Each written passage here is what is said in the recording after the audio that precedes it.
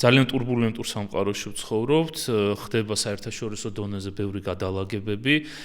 ბევრისთვის მულტიპოლარული სამყარო რატომღაც ასოცირდება მშვიდობასთან, მაგრამ ეს სულაც არ არის გარანტირებული, რომ მულტიპოლარული სამყარო რამდენადაც მშვიდობასთან ასოცირდება, იმიტომ რომ ჩვენ გამოცდილებაში მულტიპოლარულმა სამყარომ ორი მსოფლიო ომი შობა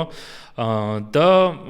არანაირი გარანტია არ არის იმის, რომ მშვიდობა პირიქით ჩვენერი ქვეყნებისთვის არის ძალიან გამოწვევებით სავსე მომავალი და ეს გამოწვევები ხშირად სუვერენიტეტის შენარჩუნების მიმართულებით არის და თავდაცვის მიმართულებით, იმიტომ რომ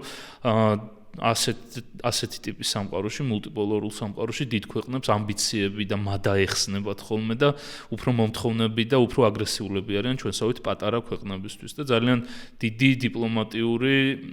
გამჭვრეტა და პოლიტიკური ხედვა არის საჭირო იმისთვის, რომ გადარჩი ასეთ სიტუაციაში, განსაკუთრებით ჩვენს რეგიონში.